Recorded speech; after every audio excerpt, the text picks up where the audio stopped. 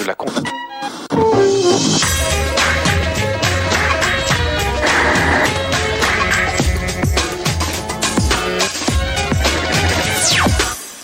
Salut à tous, samedi 12h45, c'est plus clair. Bienvenue pour toute l'actu média, les images, nos enquêtes, les coulisses et bien sûr nos invités. Au sommaire aujourd'hui, on commence comme chaque semaine avec notre Média Mix, c'est l'essentiel de l'infomédia, en images et en 5 minutes avec dans l'actu Pékin Express, plutôt bien servi par le scandale, et un nouveau départ dans le groupe TF1, Roger Zabel. Intrusion, imposture et action coup de poing, les happenings télé se multiplient. Qui sont ces nouveaux perturbateurs qui se moquent du PAF? Nous les avons rencontrés. Privé d'écharpe et toute la France en parle, notre zoom de la semaine, c'est la disgrâce de Valérie Bègue, Miss France, le dernier épisode. C'est dans Plus Clair. Notre invité cette semaine, c'est Christophe de Chavannes, une nouvelle fiction en tant que comédien et de nouvelles émissions en tant qu'animateur-producteur. Il est venu nous en parler avec son chien, évidemment. Sur ce plateau également, l'icône de toute une génération, Dorothée est avec nous. Elle revient à la télé dans 5 jours et elle vient nous en parler, accompagnée de son producteur de toujours, Jean-Luc Azoulay.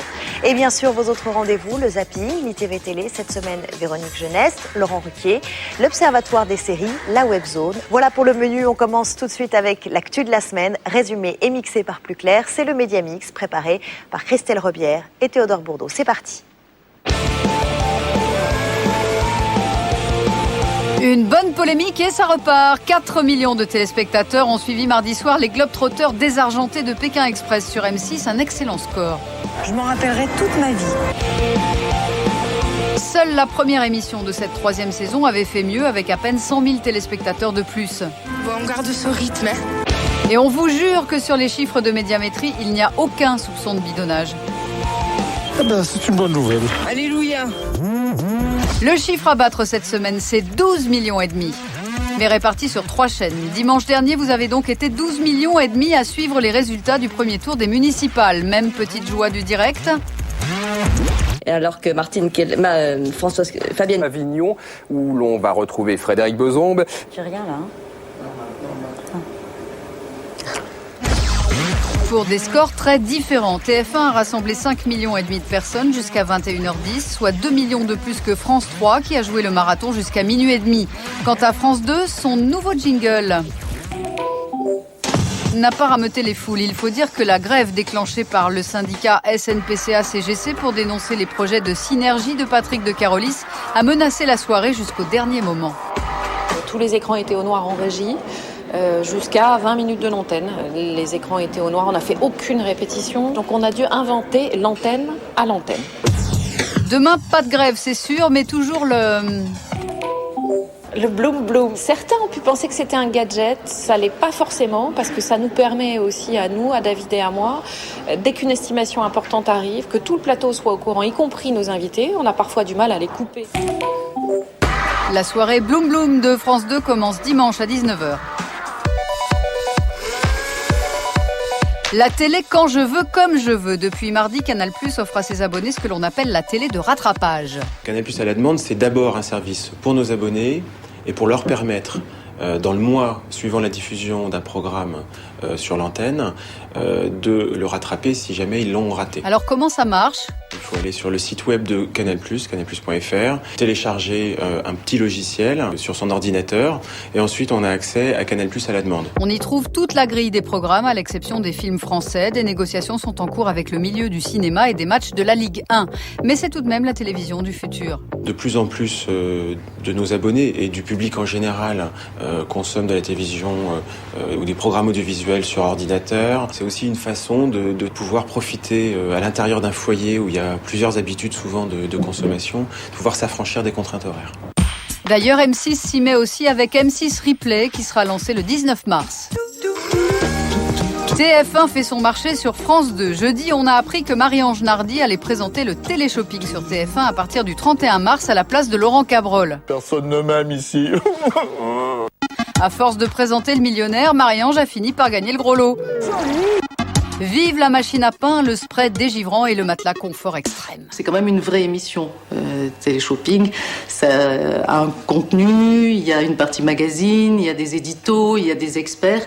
Donc il y a la partie vente qui est importante, mais il y a aussi le fait d'en faire une émission. Et d'ailleurs, l'écoute est aussi importante que le chiffre de vente.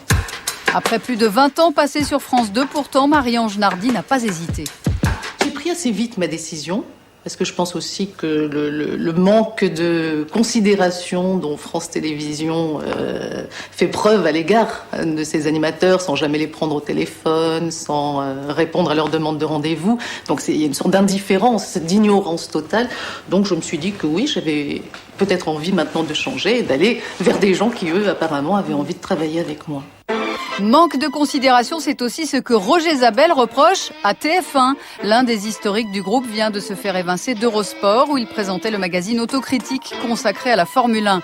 On m'a jeté comme un torchon, dit-il. Encore une figure qu'on pousse vers la sortie. Et Roger Zabel d'ajouter, dans le groupe TF1, tout le monde a un pétard sous les fesses depuis le départ d'Étienne Moujotte. Lundi, les télés américaines étaient d'humeur taquine. Dans leur ligne de mire, cette vidéo de campagne de la candidate démocrate à l'élection présidentielle Hillary Clinton. But there's a phone in the White House and it's ringing. Something's happening in the world. Your vote will decide who answers that call. Une façon de souligner le manque d'expérience en cas de crise de Barack Obama, le grand rival démocrate d'Hillary Clinton. Les médias américains, plutôt joueurs, ont retrouvé la petite fille qui apparaît dans le clip. Son image, prise il y a 10 ans, a été piochée dans le stock d'une agence photo. La petite fille a grandi, elle s'appelle Casey Knowles, elle a aujourd'hui 17 ans et elle se sent très concernée par la politique. I have a candidate that I really identify with. I've been campaigning for Barack Obama. Dommage pour Hillary Clinton. Pas facile d'être une Miss France et surtout d'être une Miss France qui plaît à la patronne Geneviève de Fontenay. Mais il faut dire que la Miss 2008 a accumulé les bourres. Deuxième série de photos très osées. Entre le comité et Valérie Bègue, l'écharpe brûle. Laetitia Krupa. Samedi dernier, aux Victoires de la musique, une image a fait beaucoup de bruit. Attention, cherchez l'erreur. Eh oui, Valérie Bègue a perdu son écharpe, un sujet qui a alimenté le web et la presse jusqu'à La Réunion, l'île natale de la Miss. Officiellement, elle portait une magnifique robe turquoise qui n'allait pas du tout avec son écharpe. Valérie, je suis ravi, vous êtes très bien habillée. Il y a eu des discussions en coulisses pour que Valérie Bègue ne porte pas cette écharpe. Des discussions menées par Geneviève de Fontenay, encore elle. Décidément, la dame au chapeau n'a pas digéré les photos déshabillées parues dans Entrevue et Choc. Simplement dit à cette Miss France que j'aimerais bien quand même qu'on la voit un peu moins avec son écharpe, parce que ça m'énerve de la voir avec cette écharpe tout le temps, parce que les gens commencent à me le dire, avec tout ce qu'elle a fait, avec tout ce qu'on dit, avec tout ça, comment ça se fait qu'elle est encore là. Depuis quelques jours, une autre rumeur envenime cette affaire d'écharpe. Une troisième série de photos hautes de Valérie Bègue serait sur le point d'être publiée dans la presse. C'est Téléstar cette fois qui met le feu aux poudres.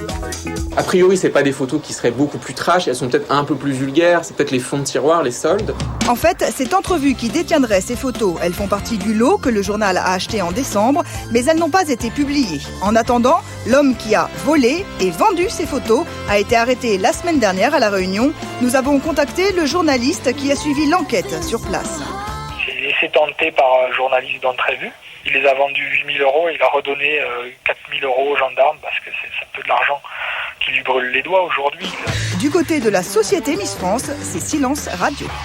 En fait, c'est un petit monde où plus personne ne fait confiance à personne. Parce que Valérie avait dit qu'il y avait juste quelques photos, et puis il y a eu une deuxième vague. Valérie Bègue elle-même n'a plus confiance à la société Miss France, parce qu'elle ne se sent pas complètement défendue. Geneviève de Fontenay n'a confiance en personne, donc tous ces gens ne savent plus trop quoi dire. Et du coup, tout le monde en parle.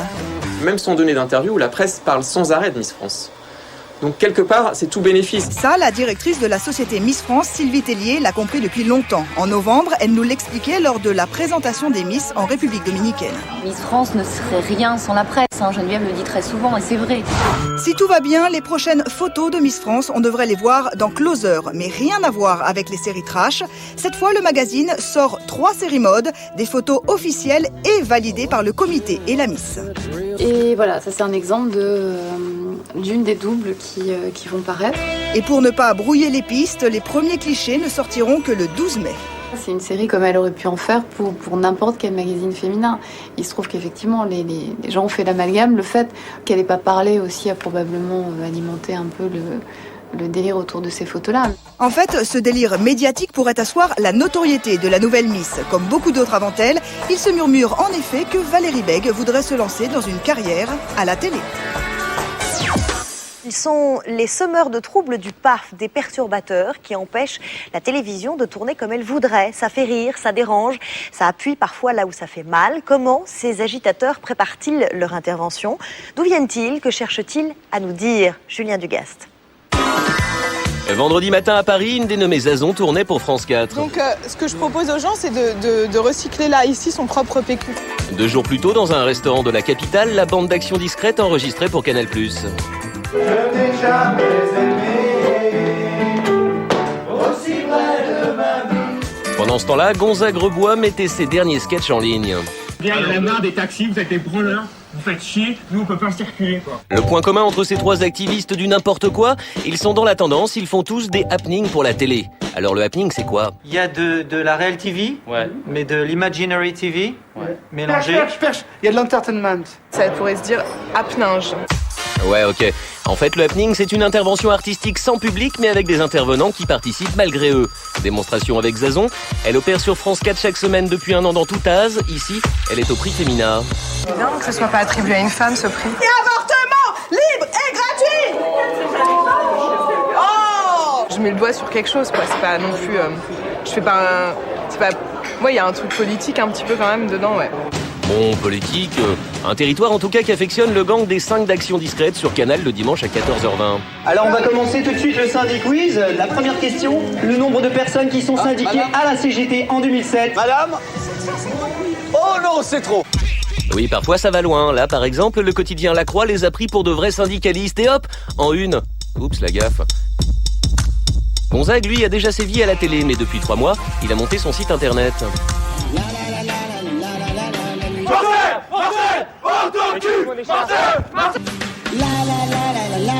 C'est les internautes qui me proposent un défi et moi je dois réaliser. Mais ce qui est incroyable, c'est les idées des internautes qui sont complètement barrées. C'est-à-dire qu'ils m'ont demandé de passer sous les jambes de Paris Hilton pour vérifier si elle a une petite culotte. Bon, alors forcément, quand on voit Zazon perturber l'émission de Stéphane Bern sur France Inter... Bonjour, vous êtes très charmante. Merci beaucoup. Sur les jeux, non, mais... Bonjour, c'est pas très radiophonique, mais... Bonjour. D'accord. Alors, elle s'est assise. Je voulais dire vive les métiers de la voix. Ou quand Gonzague est au salon de l'agriculture... Vous voulez que je prenne sur votre vache? Non mais... Quoi? Tu dégages. Et la mèche. Tu dégages. Forcément, on se pose des questions. La première, un bon happening, ça sert à quoi? Non, on veut s'amuser, on veut prendre du plaisir, on veut prendre du fric, surtout. Non, faut savoir un truc, c'est qu'on est obligé de faire semblant d'avoir un discours parce que ça plaît aux gens un peu comme ça. Ils se disent, ah, je rigole, mais j'ai l'impression de réfléchir. Et du coup, ça, le pognon, il tombe. Deuxième question soulevée par ce phénomène, un happeneur a-t-il des limites? Il n'y a pas de limite. Il y a un dérapage, là. S'il y avait des limites, on serait pas là. Non, et puis comme la phrase, c'est « Est-ce qu'on peut rire de tout ?» Non, on ne peut pas rire du tout. Déranger, faire rire ou dénoncer, les happenings ont de beaux jours devant eux. Zazon tourne en ce moment Miss Green, encore pour France 4. Vous pouvez venir le rechercher tout à l'heure. Quand il sera sec. Quand il sera sec et que vous aurez une bonne envie de faire caca. Vous avez envie de faire caca à quel moment? Non, ça y est, c'est fait. Ah, c'est fait, bon. Okay. Par rapport à ce que je fais, par exemple, la Miss Green, c'est sur l'écologie. Au départ, c'est un peu pour se moquer un peu des extrémistes écologiques, quoi. Gonzague Rebois, lui, a l'avenir serein, normal. C'est déjà une star au Japon. Et regardez comme il est à l'aise avec l'acteur Elijah Wood. Alors, your name is Eva Jacket. Le boulet. Love for you. Merci. Quant aux activistes discrets, on préfère les voir à la télé que dans son salon. On vous sert plus, vous êtes Gauchiste. Cassez-vous là. Ok, sympa les mecs. Et là, sympa.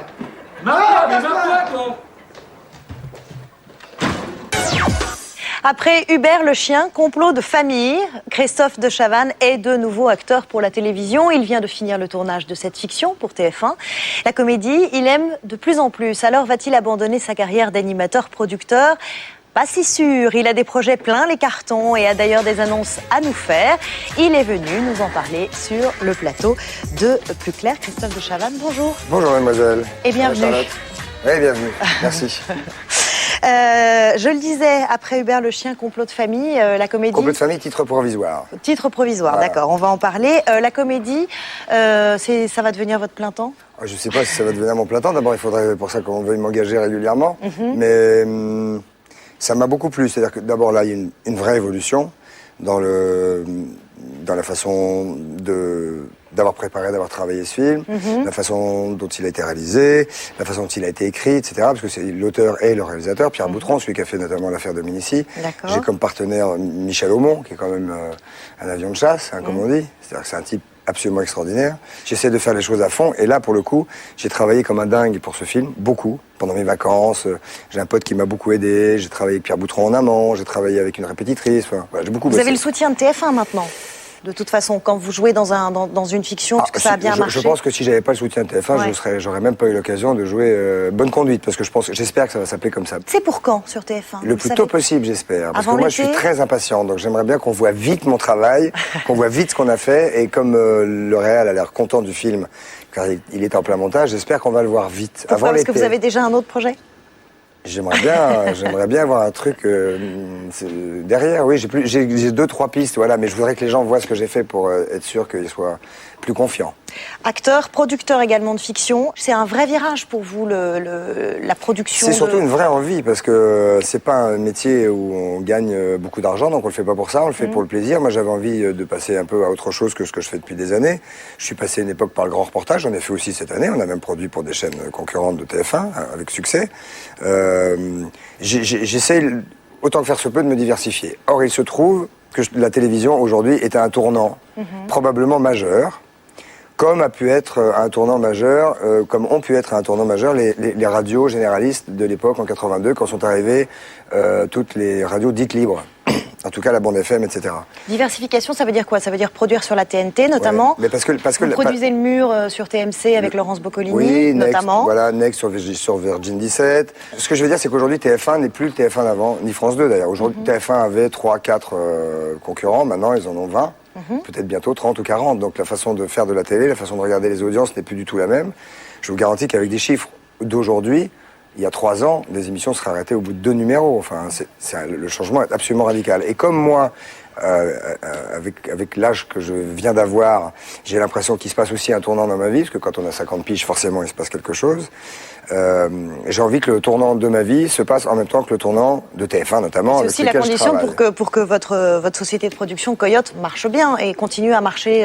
Elle marche bien, la société. J'arrive à payer mes collaborateurs. Il faut se diversifier, oui, parce que c'est même un intérêt intellectuel de se diversifier. C'est agréable d'avoir des réunions avec des gens qui s'occupent de fiction, parce qu'ils n'ont pas les mêmes réflexes. Donc on a des rencontres différentes avec des gens différents.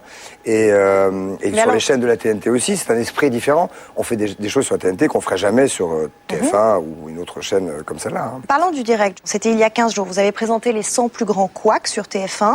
5,2 millions de téléspectateurs. Et vous avez dit, j'ai pris mon pied en direct et je veux recommencer. Il paraît que vous avez même demandé à TF1 de recommencer à... Pourquoi le direct? Qu'est-ce que ça apporte à des émissions de classement comme celle-là? Moi, je suis né là-dedans d'abord. Donc j'ai fait pendant des années Ciel mon mardi, Coucou c'est nous, Comme un lundi, Du fer dans les épinards, tout ça était en direct.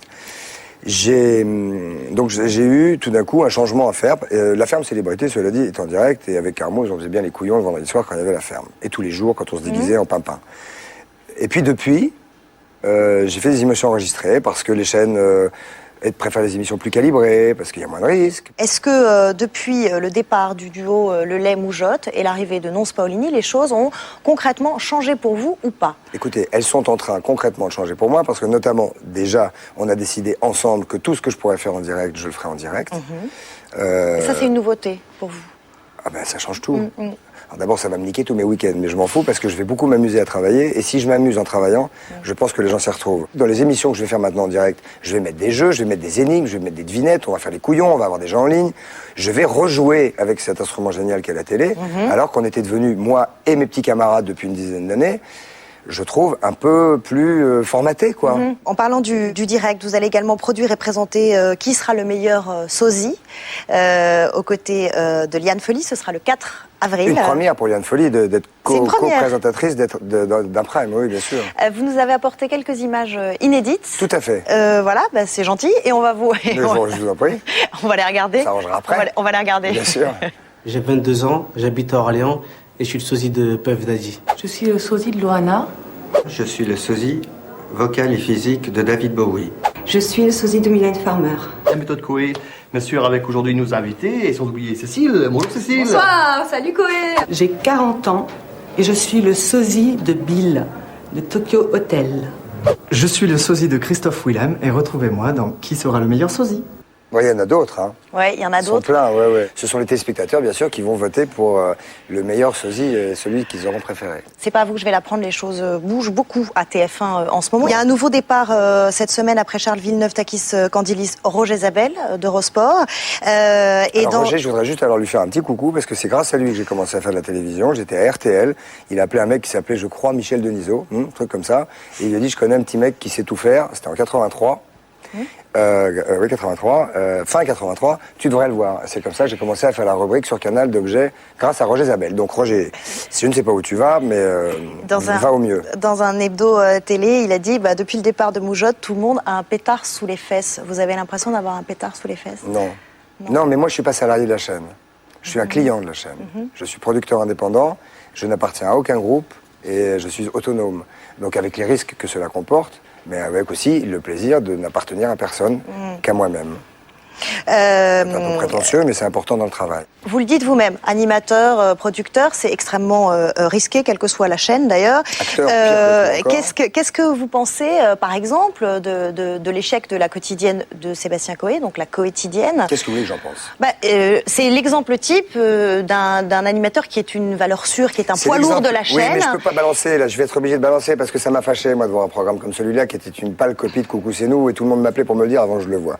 Donc bon, j'ai été copié toute ma vie, ça va, il vaut mieux être copié que copieur. Vous pensez qu'il vous a plagié?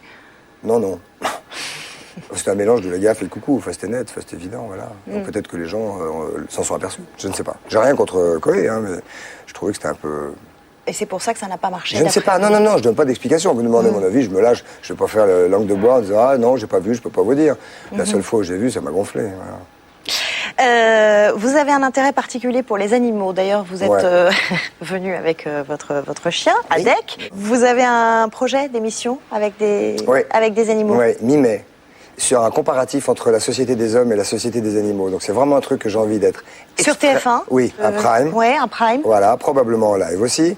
Extrêmement instructif, éducatif pour les mômes. Et très très déconnant. Par exemple, j'ai découvert en discutant avec une primatologue que chez certaines espèces de primates, il y a des singes qui font de la politique. Il y a des singes femelles qui se prostituent, véritablement. Donc on va découvrir plein de choses qu'on n'a pas forcément vues déjà. Et tout sera illustré en images parce que je travaille avec Frédéric Lepage, qui est un des plus grands documentaristes animaliers en Europe. Et donc on va faire une émission qui s'appelle Hommes, Animaux, la grande question, titre provisoire. Et je vous dis, on va découvrir vraiment des choses formidables. Autre terrain de prédilection pour vous, la cuisine. Vous aviez produit Carte postale gourmande, c'était sur France 5. Pendant des années, oui. Et maintenant, c'est Allo Sophie, le samedi matin sur TF1. Ouais, à 11h15. Avec Sophie Dudemaine. Avec Sophie Dudemaine, ces fameux cakes, ces gâteaux, etc., etc. Je soutiens ce programme qui est à 11h15 le samedi et qui est un très bon programme culinaire, j'insiste. Et Sophie est géniale, voilà. Ça produit. Non, avec tout ça, aussi. Je fais les choses que j'aime. Mais bien sûr, mais avec ça, vous êtes avec votre société de production Coyote, l'un des rares producteurs indépendants encore. Stéphane Courby, qui a travaillé avec vous, a quitté la tête d'Endemol pour créer une puissante structure de production. Vous n'auriez pas envie de le suivre, par exemple? Est-ce que... Comme Alexia Laroche-Joubert? Je sais pas. J'en sais rien. Moi, c'est vrai que si je dois demander à quelqu'un la permission pour changer la couleur de la peinture de mon bureau, ça m'emmerde un petit peu. Vous avez eu beaucoup de propositions, beaucoup de J'ai eu à contacts. l'époque, surtout dans des molles, une proposition absolument gigantesque que j'ai été très con de refuser. À quelle époque? À l'époque où Courby et Arthur achetaient tout pareil. Donc j'étais très couillon de refuser parce que je serais à l'abri pour le restant de mes jours, ce qui n'est pas le cas. Mais j'avais pas envie. Voilà. Vous regrettez? Non. Je suis pas un homme de regret. Non. En tout cas, vous produisez pour tout le monde, sauf pour la télévision publique. Est-ce que vous êtes... France 5, c'est la télévision publique. France 5, mais est-ce que vous avez l'impression d'être boycotté par la télévision publique? Oui. Vous dites ça avec un demi-sourire, oui, c'est mais ironique. vaut mieux que j'en rigole. Non, c'est pas ironique, oui, j'ai l'impression d'être un peu boycotté. Oui, on a proposé des programmes absolument formidables à France 2 qui n'ont Pourquoi, pas voulu. à votre avis? Je pourrais, il doit avoir marqué TF1 sur mon front, j'en sais rien. Pourtant, je m'entends très bien avec Patrice Duhamel. Je m'entendais très bien avec De Carolis, dont j'ai plus jamais de nouvelles, Le même patron quand de je laisse un message. France Télévisions. Vous n'avez pas de nouvelles quand vous laissez un message? Non, donc j'ai arrêté de laisser des messages. Il y a un moment où on se fatigue, mais c'est dommage parce qu'on a vraiment des programmes à proposer la preuve, quand on a fait des reportages pour un magazine à eux, ça fait de très bonne Envoyé audience. spécial. Voilà, on a, je crois, peut-être même battu TF1 qui ne doit pas le savoir, enfin à qui il ne faut pas le dire. Mais voilà. Merci Christophe de Chavannes d'être venu sur le plateau de Plus Clair. Et je voudrais d'un mot parler de Tout le monde chante contre le cancer. Ah, s'il vous plaît, oui. Voilà, c'est la réunion de chanteurs, stars, animateurs autour de Nikos Aliagas. C'est le 21 mars, à la vendredi, Foire du Trône. à la Foire du Trône. Alors, il y a 2 ans, c'était à l'Olympia, l'année dernière aussi. Là, c'était à la Foire du Trône. C'est pour lutter contre le cancer. Ouais. Il y a beaucoup de mômes atteints de cette saloperie de maladie qui sont présents. Alors je crois que c'est 25 € le billet, et que là, 25 € c'est cher, certes, mais que là on peut assister à une soirée où il y a plein d'artistes. 15 € pour les enfants. Ah bah super. Voilà, et ça paye les concerts plus les manèges. Toutes les attractions. Merci Christophe de Chavannes d'être venu sur ce plateau. À suivre après la pub, le zapping, l'ITV Télé. Cette semaine, Véronique Jeunesse, Laurent Ruquier, l'Observatoire des séries.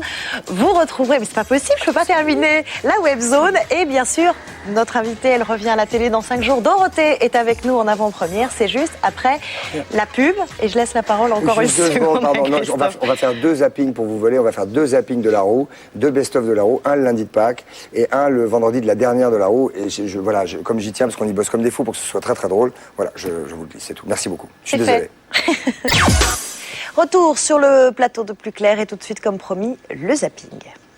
Quand 2 personnalités de la télé font les questions et les réponses, ça donne l'ITV Télé cette semaine. Véronique Jeunesse, Laurent Ruquier, on regarde.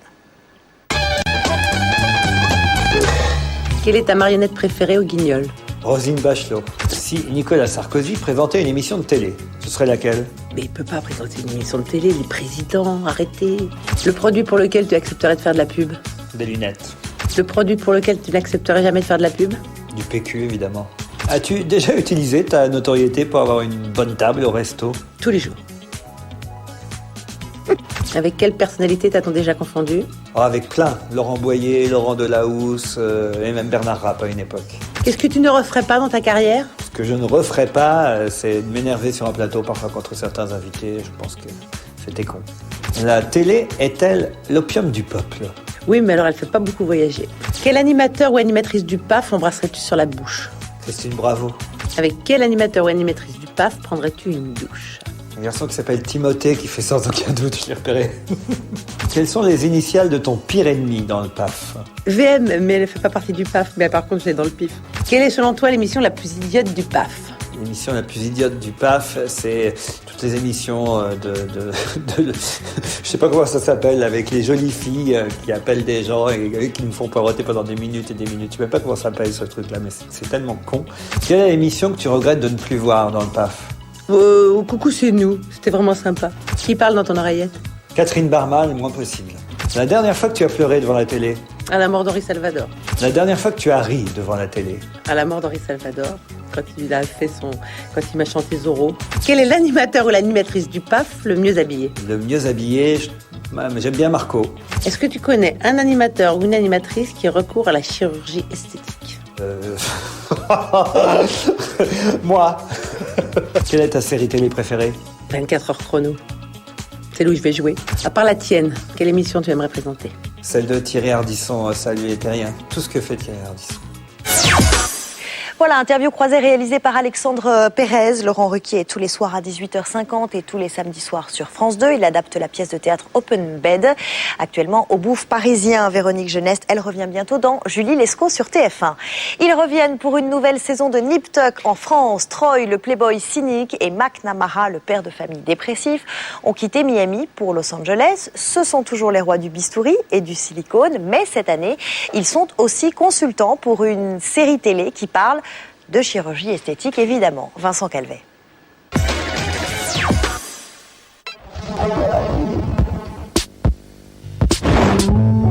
Ils sont de retour. La saison 5 de Nip Tuck débute lundi sur Paris Première et il y a du nouveau. Le cabinet de chirurgie esthétique McNamara et Troy quittent Miami pour s'installer à Los Angeles. Jesus, has anyone in this town not had plastic surgery? I feel like I'm trying to sell semen at a whorehouse. En octobre dernier, l'équipe de Nip Tuck assistait à une projection du premier épisode de cette saison. Des stars, des journalistes et un tapis rouge. Pas de doute, on est bien en plein cœur d'Hollywood. Vous savez, on a toujours tourné la série à Los Angeles, mais avant, on devait faire croire qu'on était à Miami. Maintenant, on peut montrer où on est, vraiment. Les valeurs de Los Angeles collent très bien à cette série. Ici, tout le monde veut être le plus riche, le plus mince, le plus beau ou le plus puissant. Pour se faire un nom à LA, les chirurgiens deviennent consultants sur une série télé qui parle de chirurgie plastique, justement. Your technical advisor, okay? You are not the director. Freddie, why is it that we're in the plastic surgery capital of the world and we're forced to work with these Miami wannabes? Can you tell me that? Une nouvelle saison et bien sûr des nouveaux visages avec un choix délibéré de la part du créateur Ryan Murphy, offrir une seconde jeunesse à des comédiennes que l'on avait un peu perdues de vue. Le créateur de la série m'a sorti de ma retraite, j'avais pas joué depuis 10 ans. Jouer une dominatrice SM dans l'une de mes séries préférées, c'est un rêve devenu réalité. Quand on me l'a proposé, j'ai tout de suite répondu « j'arrive ». You are not in charge here. You talk when I say you can talk. Des actrices pour qui participer à cette série fait quasi figure de gestes militants dans une industrie hollywoodienne qui prône sans cesse le jeunisme. Des producteurs m'ont déjà suggéré, pas de me faire opérer, mais de me faire injecter du botox ou du collagène. De nos jours, c'est considéré comme la norme, mais je ne trouve pas ça naturel. Attention, Nip Tuck ne va pas durer éternellement. Cette 5e saison sera l'avant-dernière de cette série. Lundi soir, sur la chaîne Fox, les Américains ont vu une revenante à la télé. Molly, I could love the person on the stand, body and soul, and still rip their throat out on cross. La comédienne Juliana Margulies est bien connue des téléspectateurs. Pendant 6 ans, elle a été l'infirmière Carol Hathaway, l'un des personnages principaux de la série Urgence. La voici de retour à la télé dans la série Canterbury's Law. One of two things. On what grounds? Speculation. Bleeding. One. Cheap suit. There. Elle est Elizabeth Canterbury, une avocate peu scrupuleuse mais qui cache un cœur gros comme ça. Elizabeth, I can't do this. The case? No, pee. I can't pee with you standing there babbling at me. Oceans, rivers, streams. Oceans, rivers, streams.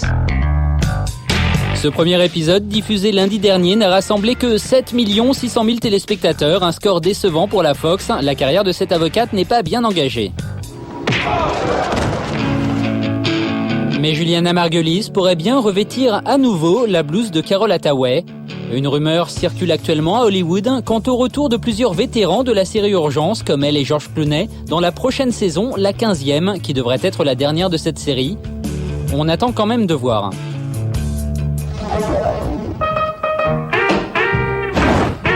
Bienvenue dans un monde qui n'existe plus, un monde où les hommes fumaient dans les ascenseurs et où les femmes avaient une ambition professionnelle toute relative. If you really make the right moves, you'll be out in the country and you won't be going to work at all. Ce monde, c'est le New York du début des années 60, tel que nous le dévoile la série Mad Men, à découvrir dès demain soir sur la chaîne TPS Star.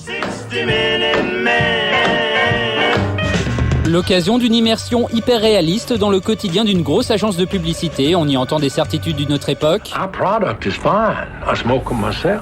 My granddad smoked them. He died at 95 years old. He was hit by a truck. Et on y voit les dernières innovations technologiques dernier cri, enfin en 1960. Now try not to be overwhelmed by all this technology. It looks complicated, but the men who designed it made it simple enough for a woman to use. En privilégiant le réalisme plutôt que la nostalgie, la série a séduit de nombreux critiques. Mad Men a reçu cette année le Golden Globe de la meilleure série dramatique.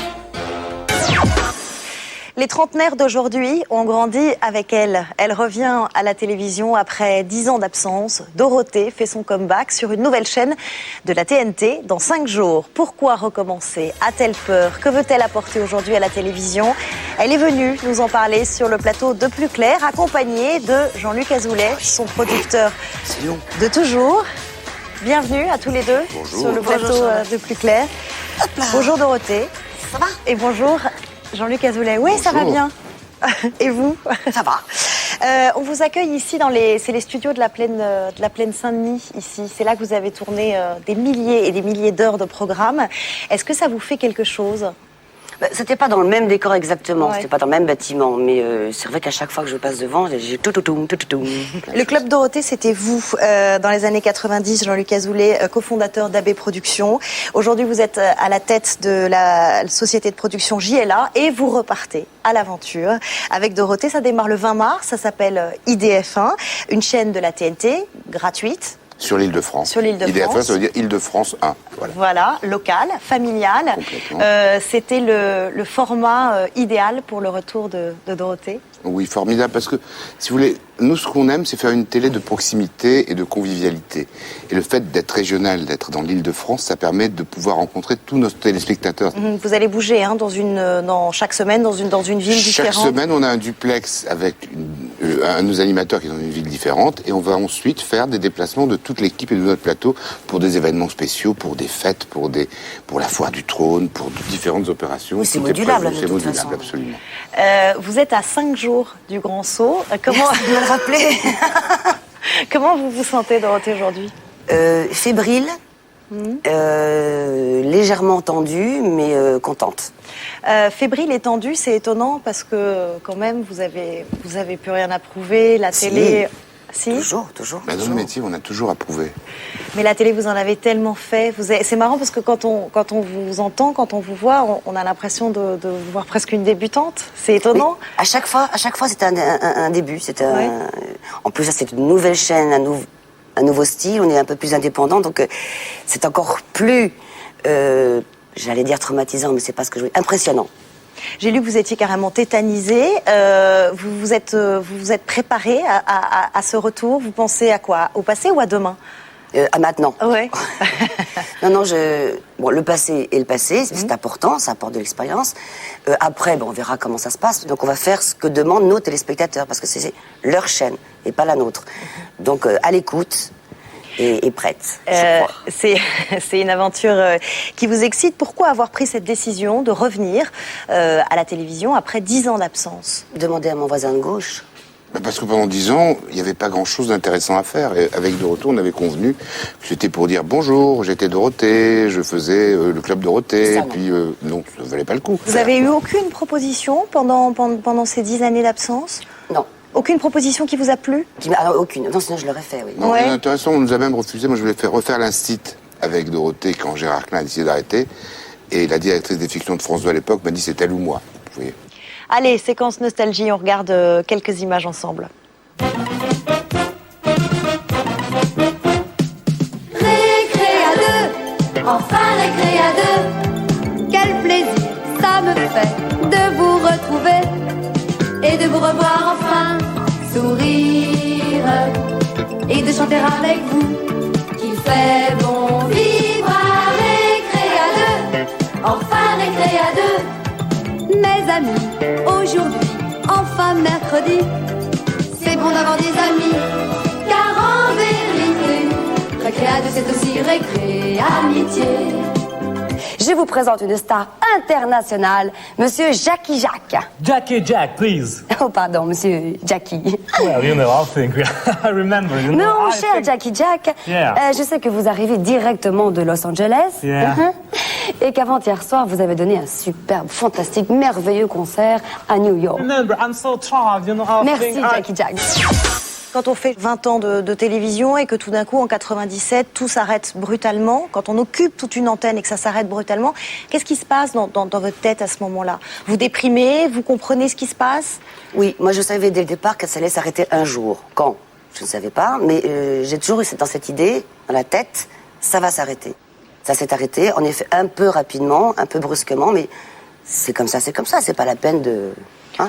Brusquement, c'était en 97, c'est la fameuse quête de sens de TF1. Vous en avez voulu à Patrick Lelay, à Étienne Moujotte à l'époque, puisque vous avez dit que c'était un petit peu brutal.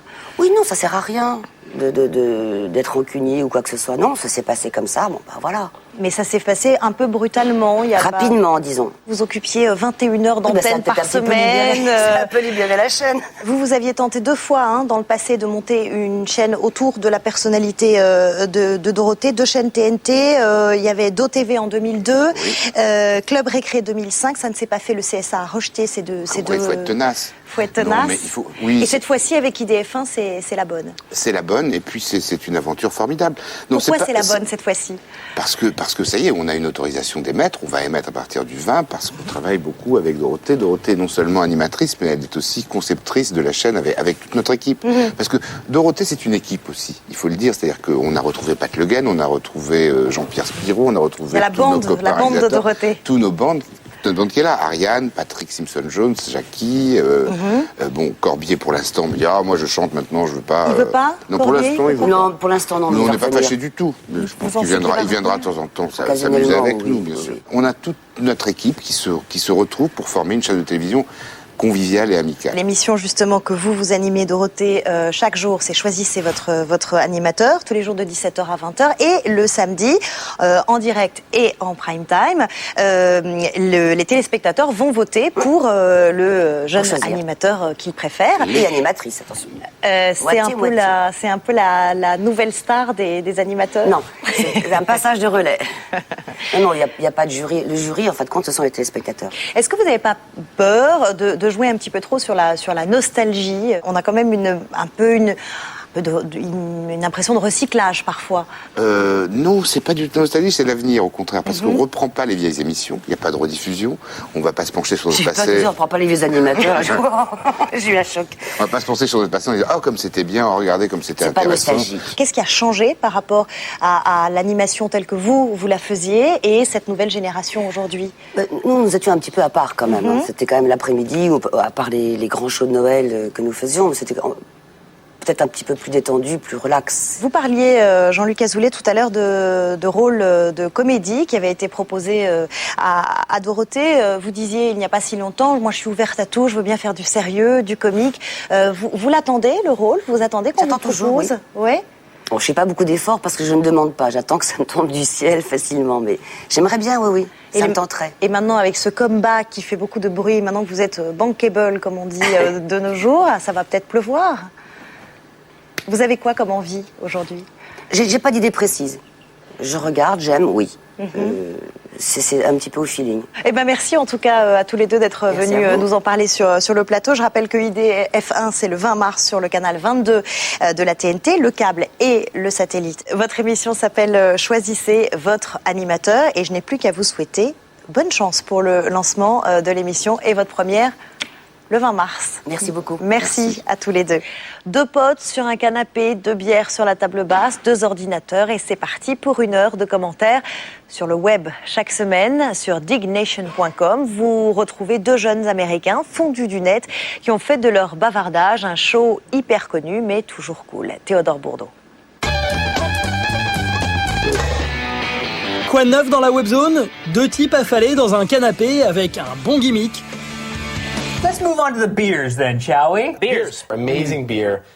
Et un concept ultra simple, discuter de toutes les tendances du web. Le résultat, c'est Dignation, un show hebdomadaire sur le net qui fait un carton avec plus de 200 000 visites par épisode. Hey everybody, welcome to Dignation episode number 93. I'm Alex Albrecht. And I'm Kevin Rose. Ces 2 anciens journalistes américains lassés de la télé ont créé Dignation en 2005. Un peu comme les héros du film Wayne's World, le duo délire et digresse autour de ses dernières trouvailles du web. Hello Kitty contacts. So take a look. Oh, dude, that is creepy. You think that's weird? You don't think that's weird to look into some girl's eyes and she has 2 giant Hello Kitties as her eyeballs? Basically, this is Giselle, and she's wearing a dress, and it is entirely made of water. Good God Almighty. Alex et Kevin enregistrent maintenant leurs émissions partout dans le monde. We're coming to you from Japan. Ou ici à Londres, devant plus de 1000 fans déchaînés.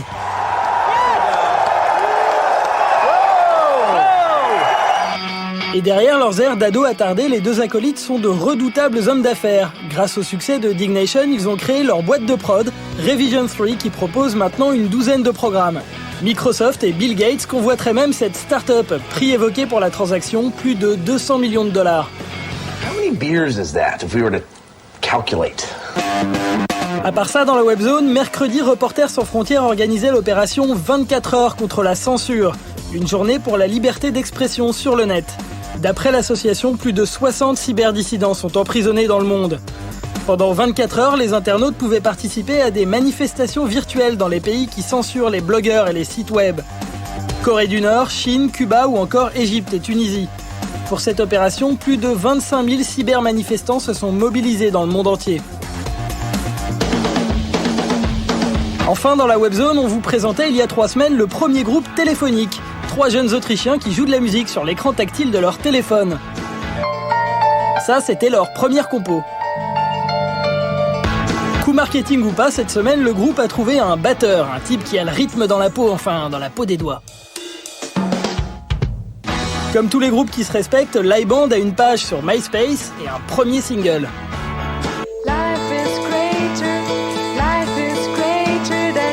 En VF, ça s'appelle « La vie est plus belle qu'Internet ». Sans blague.